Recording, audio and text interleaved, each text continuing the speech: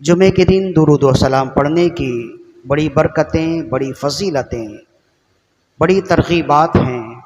قبل اس کے کہ گفتگو کا آغاز کیا جائے، ان تمام فضیلتوں کو، برکتوں کو مد نظر رکھتے ہوئے ایک مرتبہ بلند آواز سے اپنے آقا و مولا صلی اللہ علیہ وآلہ وسلم کی بارگاہ میں درود و سلام کے نذرانے پیش کیجیے۔ اللہم صلی علی سیدنا و مولانا محمد طب القلوب و دوائہا و عافیت الابدان و شفائہا و نور الابصار و ضیائہا و روح الارواح و غذائہا و علی آلہ و اصحابہ و بارک وسلم۔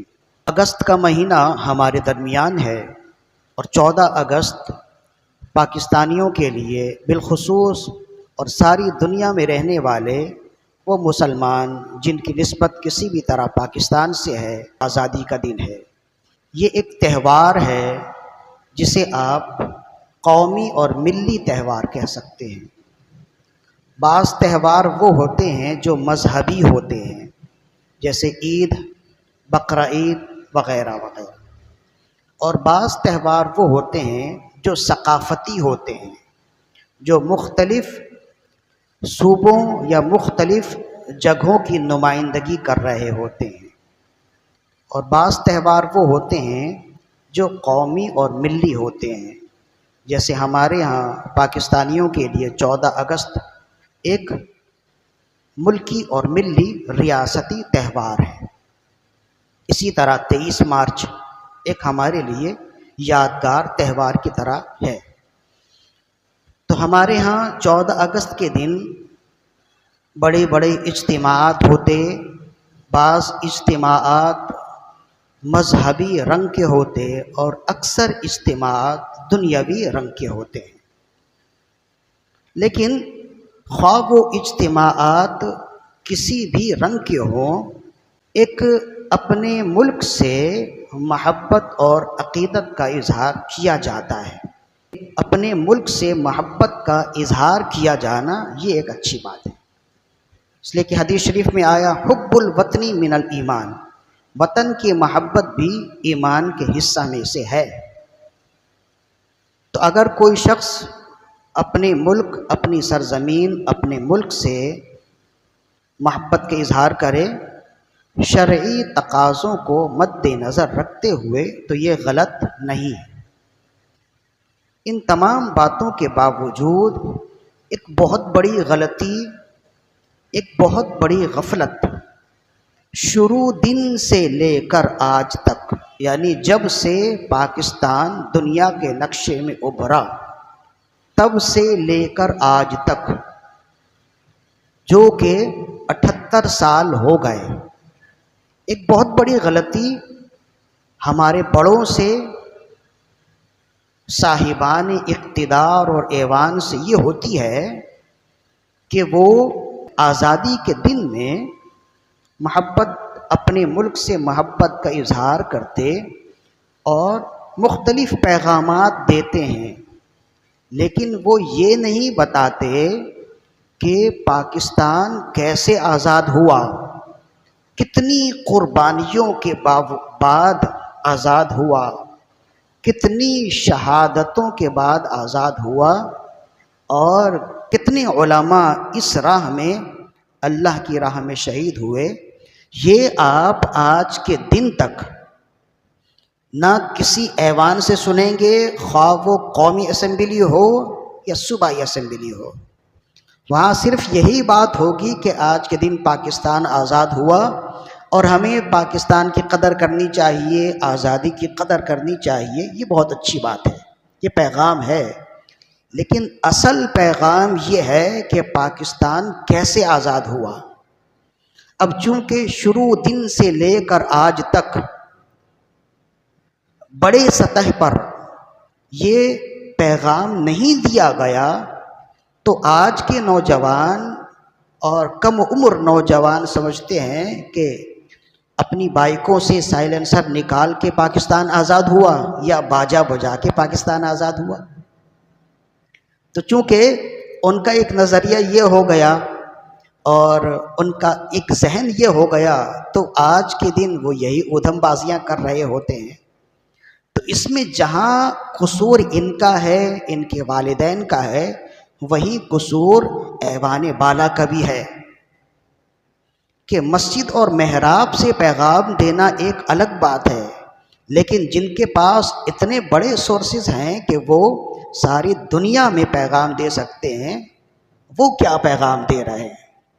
تو یہ ایک طرح سے اگر آج کے دن ایوانوں سے ملک کی محبت کا پیغام دیا جائے تو ملک سے محبت تو ہے، لیکن یہ نہ بتایا جائے کہ اس آزادی میں کتنے علماء شہید ہوئے، تو یہ ان کی شہادتوں کو غفلت کی نگاہ سے دیکھنا ہے، اور ایک طرح سے اہل ایمان کی شہادتوں سے غداری ہے۔ تو یہ یاد رکھیے کہ پاکستان ایسے ہی آزاد نہیں ہو گیا، بڑی قربانیوں کے بعد پاکستان آزاد ہوا، اور اس قربانی میں ایک محتاط اندازے کے مطابق 20 لاکھ مسلمان شہید ہوئے۔ 20 لاکھ مسلمانوں کا گلا کٹا ہے تو پاکستان ملا ہے۔ تو مطلب یہ ہوا کہ پاکستان نہ سائلنسر نکال کے موٹر سائیکل چلانے سے آزاد ہوا ہے، اور نہ ہی باجا بجانے سے آزاد ہوا ہے۔ پاکستان 20 لاکھ مسلمانوں کی گردن کٹانے سے آزاد ہوا ہے، اور ان 20 لاکھ مسلمانوں میں 22,000 وہ علماء اہل سنت ہیں جو اپنے وقت کے مقتدر علماء تھے، ماہر علماء تھے، اور ایک کمانڈنگ پاور رکھنے والے علماء تھے۔ یہی تو بات ہے کہ جب ہم کہتے ہیں نا کہ علماء اہل سنت کا کردار پاکستان بننے کے بعد اتنا نظر کیوں نہیں آیا، تو اس کی وجہ یہ ہے کہ علماء اہل سنت نے پاکستان بناتے ہوئے اپنی شہادتیں دی ہیں۔ اس کے بعد اہل سنت کا میدان ایک عرصہ تک علماء سے خالی ہی رہا۔ اس وجہ سے اہل سنت و جماعت کا کام ایسا نہ ہوا جیسا ہونا چاہیے تھا، اور وہ لوگ جو شروع وقت سے ہی پاکستان کے ہی مخالف تھے، پاکستان بننے کے مخالف تھے، جب انہوں نے دیکھا کہ جو لوگ پاکستان بنانے والے تھے وہ شہید ہو گئے، اب راستہ صاف ہو گیا، تو وہ ہیرو بننے لگے، اور پھر کتابوں میں اپنا نام غداروں کے بجائے وفاداروں میں شمار کرنے لگے۔ آج ہماری کتابوں میں ان لوگوں کو ہیرو بنایا جاتا ہے جو پاکستان کے ہی مخالف تھے۔ ابو الاعلیٰ مودودی، کون نہیں جانتا ان کو، یہ پاکستان بننے کے ہی مخالف تھے۔ اس کے علاوہ سر سید احمد خان علی گڑھی، یہ وہ لوگ ہیں کہ ہماری کتابوں میں بڑے اکرام سے ان احباب کا نام لیا جاتا ہے، لیکن یہ پاکستان بننے کے ہی مخالف تھے۔ اس کے علاوہ اور بھی بہت بڑے بڑے نام ہیں، اگر آپ اس کا مطالعہ کریں تو زمینی حقائق کو کوئی چھپا نہیں سکتا۔ تو جب علماء اہل سنت شہید ہو گئے تو راستہ تو صاف ہو گیا نا ان کے لیے، تو کل تک جو غدار تھے اب پاکستان کے وفادار بن گئے، اور جب ان کا راستہ صاف ہوا تو پھر انہوں نے اپنے مذہب، اپنے عقیدے کے لیے کھل کے کام کیا۔ یہی وجہ ہے کہ علماء اہل سنت اس دور میں شروع وقت میں کام نہ کر پائے، لیکن اب وقت ایسا ہے کہ لوگوں کو بتایا جائے کہ قیام پاکستان، جد و جہد آزادی میں کون سے علماء شہید ہوئے جنہوں نے آزادی کی قیمت جان دے کر، مال دے کر، اولاد دے کر ادا کی، اور کون ایسے لوگ تھے جو پیچھے سے وار کرنے والے تھے اور انگریزی سرکار کے وفادار تھے، یہ بتایا جائے۔ تو اب کتابیں بھی لکھی جا رہی ہیں اور باتیں واضح ہو رہی ہیں۔ تو بتانا مقصود یہ ہے کہ بہرحال جو بھی تھے، لیکن پاکستان اتنی آسانی سے آزاد نہیں ہوا، اور اس آزادی میں ایک تو یہ ہے کہ اتنی آسانی سے پاکستان انگلستان سے آزاد نہیں ہوا، اور دوسری بات یہ ہے کہ اتنی جلدی بھی آزاد نہیں ہوا جتنی جلدی ہم سمجھ رہے ہیں۔ جیسے کسی نے کہا نا کہ بھائی علامہ اقبال نے خواب دیکھا اور پھر پاکستان آزاد ہو گیا، تو یہ اتنا حلوہ اور اتنا آسان نہیں جس کو بنا دیا گیا ہے۔ آزادی پاکستان، تحریک آزادی پاکستان کا سلسلہ شروع ہوا 1857 سے، تحریک آزادی کا سلسلہ شروع ہوا اور 14 اگست 1947 میں پاکستان آزاد ہوا ہے۔ تقریباً یہ جد و جہد آزادی کا سلسلہ تقریباً 100 سال تک رہا ہے، تب جا کے پاکستان آزاد ہوا۔ یہ تو چند ابتدائی باتیں ہیں جو میں بتانا چاہتا تھا کہ پاکستان کی آزادی میں کتنی جانیں گئیں، شہید ہوئیں، لہذا پاکستان کی قدر کرنا، آزادی کی قدر کرنا ہے، اور پاکستان کی قدر کرنا، اس پاک سرزمین کی قدر کرنا، شہداء کی شہادتوں کی قدر کرنا ہے۔ اور پھر یہ ہے کہ ہم چونکہ آزاد ہیں اور ہم نے غلامی دیکھی نہیں، اس لیے ہمیں آزادی کی قدر نہیں ہے۔ بالکل اسی طرح ہم کھاتے پیتے پیدا ہوئے، ہمیں بھوک کا احساس نہیں ہے، چونکہ ہمیں بھوک کا احساس نہیں ہے اس وجہ سے ہم فقر و فاقے کی تنگی کو جانتے نہیں ہیں۔ تو جن لوگوں نے غلامی کی زندگی گزاری وہ جانتے ہیں کہ آزادی کیا چیز ہے۔ بسا اوقات ایسا بھی ہوتا ہے کہ آزادی کے موقع پر بعض منہ پھٹ ایسے بھی ہوتے ہیں کہ ہم آزاد نہیں ہیں، تو یہ اللہ کا نام بلند کیا جانا، آزادی کے ساتھ آپ کا چلنا پھرنا، کلمہ طیبہ پڑھنا، کیا یہ آزادی کی علامت نہیں ہے؟ آزادی کتنی بڑی نعمت ہے، اگر کسی کو پوچھنا ہے تو آج ہندوستانی مسلمان سے پوچھیں کہ اپنا تن من دھن سب وہاں لگا دیا، اس کے باوجود آج ان کے لیے شناختی کارڈ بنانا مشکل ہے، آج ان کے بچوں کے لیے بے فارم بنانا مشکل ہے، آج ان کے لیے، ان کے نوجوانوں کے لیے سرکاری نوکریاں ملنا مشکل ہے، وہ آج تک غلام بنے ہوئے ہیں۔ اس وقت اس دور میں پرانی مسجدیں توڑی جا رہی ہیں اور مسجدوں کی جگہ مندر بنائے جا رہے ہیں، تو غلامی کیا چیز ہے اور آزادی کتنی بڑی نعمت ہے، کسی کو اگر جاننا ہے تو ہندوستانی مسلمانوں سے پوچھے، کشمیر کے مسلمانوں سے پوچھیں۔ جب سے پاکستان آزاد ہوا تب سے وہ حق خود ارادیت اور حق حریت کے لیے اپنی آزادی کی جنگ لڑ رہے ہیں۔ آج 78 سال ہو گئے پاکستان کو آزاد ہوئے، تو آزادی کشمیر کی جد و جہد کرتے ہوئے کشمیری مسلمانوں کے لیے بھی آج 78 سال ہو گئے۔ کتنی جانیں گئیں، کتنے بڑے بڑے حریت رہنما پیدا ہوئے، بوڑھے ہوئے، پھر مر گئے، پھر ان کی اولادیں ان تحریکوں کو لیڈ کر رہی ہیں آج تک۔ یہ تمام حریت رہنما شروع دن سے، اپنی نوجوانی کے ایام سے اپنی آزادی کی جنگ لڑ رہے ہیں اور آج تک لڑ رہے ہیں، اور انشاءاللہ اللہ کی ذات سے امید ہے کہ ان قریب کشمیر بھی پاکستان کا بھرپور حصہ بنے گا۔ تو آزادی کیا چیز ہے کشمیری مسلمانوں سے پوچھیں، یا پھر آزادی کیا چیز ہے وہ غزہ کے مسلمانوں سے پوچھیں، جو 23 لاکھ غزہ کے مسلمان ہیں، جن کی اپنی زمین ہے، آباء و اجداد کی زمین ہے، اسلام کی زمین ہے، جو ایک دھوکے سے ان سے لے لی گئی، اور آج یہودی اس زمین پر اپنا غلبہ، اپنا تسلط کر رہے ہیں اور انہیں اپنی حق کی زمین سے بے دخل کر رہے ہیں، غلامی کی زندگی کی طرف دھکیل رہے ہیں۔ صرف یہ نہیں ہے کہ یہ آسان ہے کہ وہ غزہ چھوڑ دیں، سوال یہ ہے کہ وہ غزہ چھوڑ کر جائیں گے کہاں؟ کون سا ملک ہے جو اتنے لوگوں کو اپنے پاس پناہ دے؟ سارے ملک ہاتھ باندھے ہوئے، آنکھیں بند کیے بیٹھے ہیں۔ ہم تو دور ہیں، وہاں مصری، وہاں اور جو قریب قریب کے لوگ ہیں، اردن کے لوگ انتہائی قریب ہیں۔ صرف ایک نہر کا فاصلہ ہے، اس طرف شام ہے اور دوسری طرف اردن ہے۔ وہ شامی مسلمانوں کو، غزہ کے مسلمانوں کو لینے کے لیے، پناہ دینے کے لیے تیار نہیں ہیں۔ تو صرف یہ نہیں ہے کہ ایک خطہ چھوڑ دیا تو کیا ہوا، اتنی بڑی زمین ہے کہیں بھی چلے جائیں کون رکھے گا۔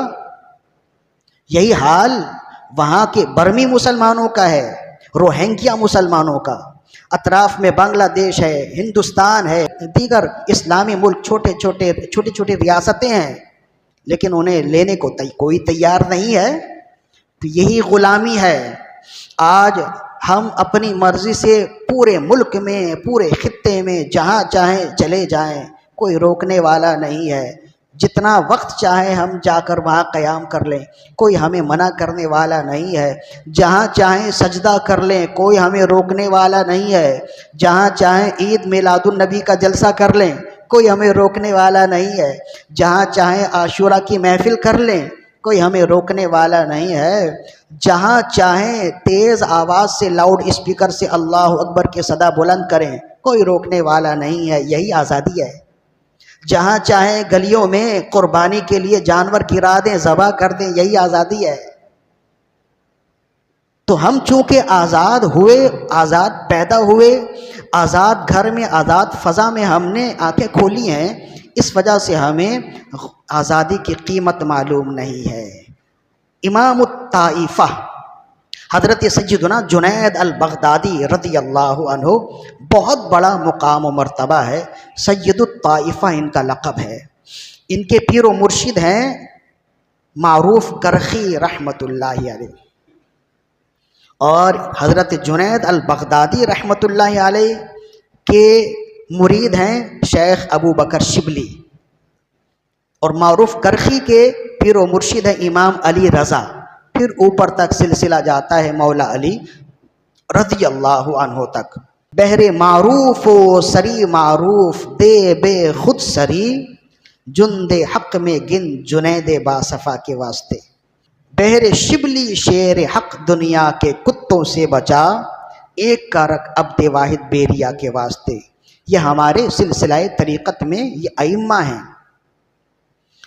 پانچواں یا چھٹا نام ان کا آتا ہے حضرت جنید البغدادی رحمۃ اللہ علیہ۔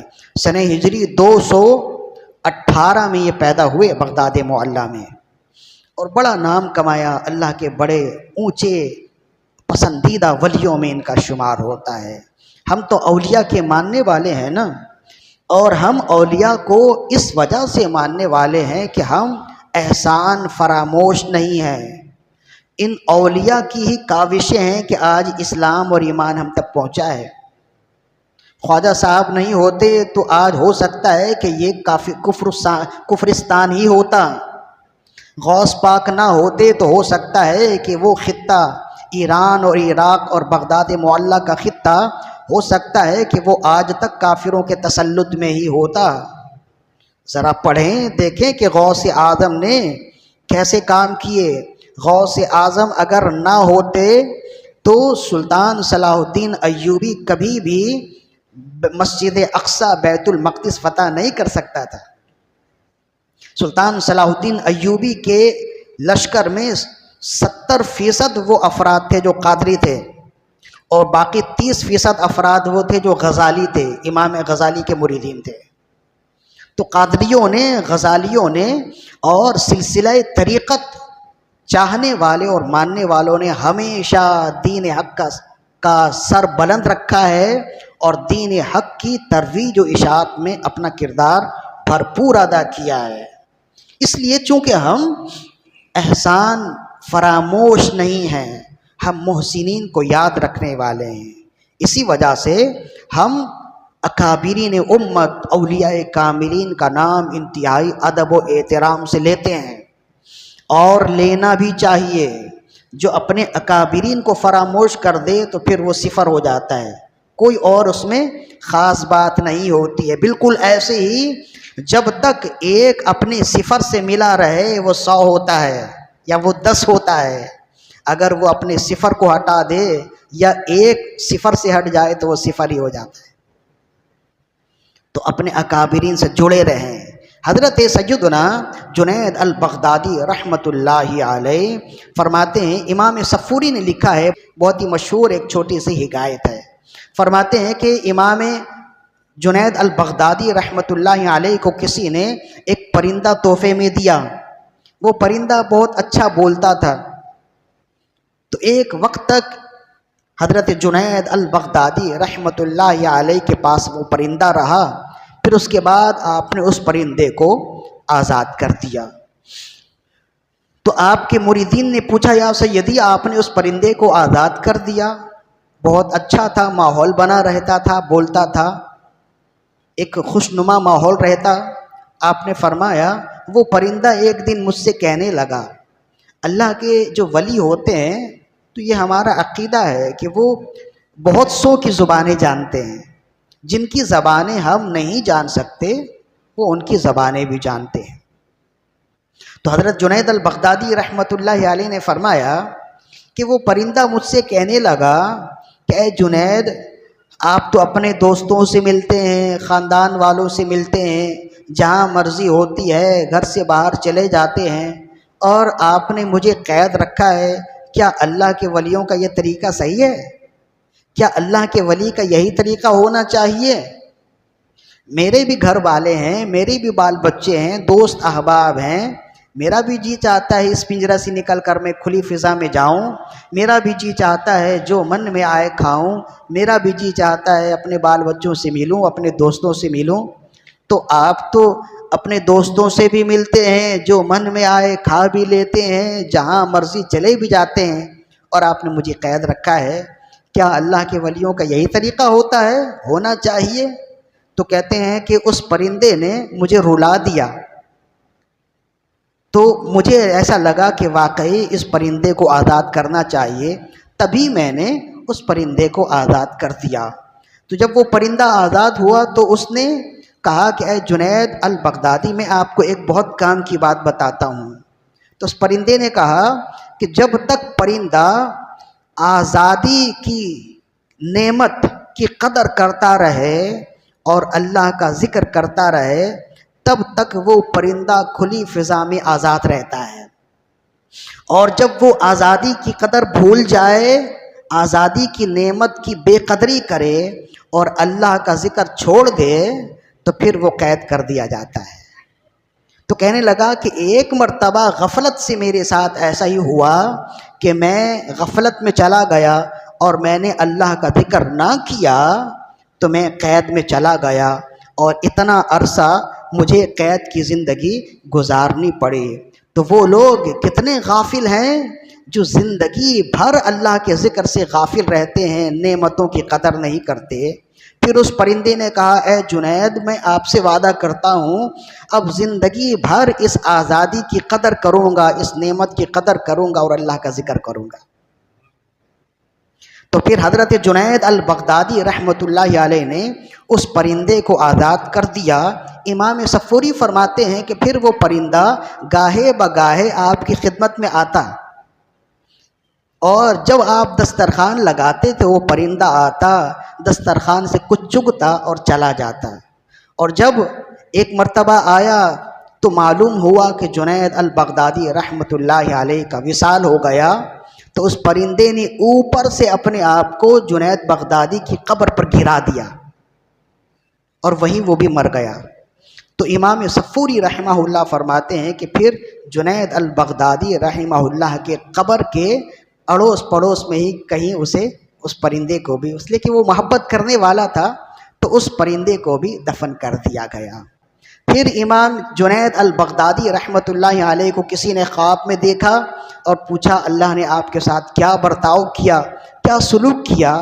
تو فرمایا کہ اللہ نے میری خطائیں بخش دیں، اور اس کی وجہ فقط یہ بتائی کہ تم نے ایک پرندے کے ساتھ خیر خواہی کی، اللہ نے تمہاری ساری خطائیں بخش دی۔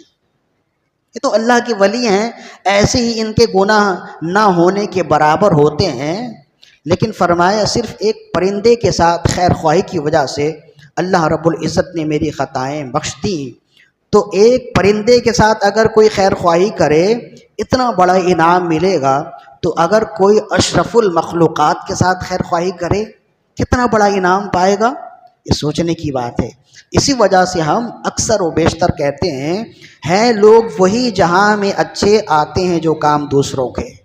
صرف اپنے لیے سوچنا، اپنے لیے کرنا، اپنے لیے کھانا، اپنے لیے پینا، یہ تو جانوروں کا طریقہ ہے۔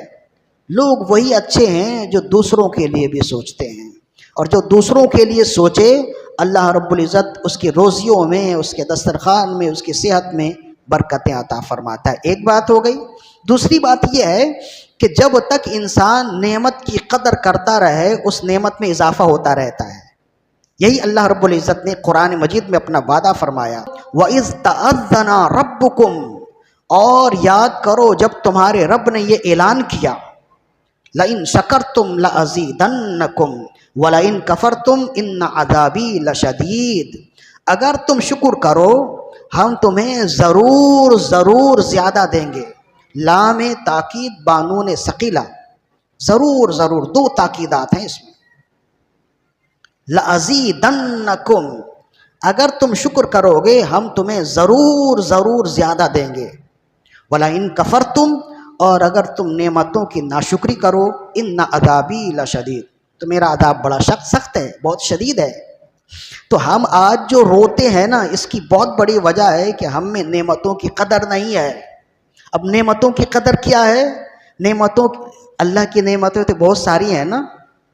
مثال کے طور پر صحت ایک نعمت ہے، اور اس کی قدر یہ ہے کہ انسان صحت کے ایام میں خوب اللہ کی بندگی کرے۔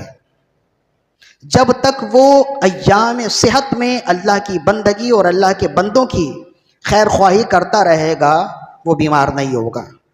جب اس کے عمل میں کوتاہی آ جائے گی اس نعمت میں زوال آ جائے گا۔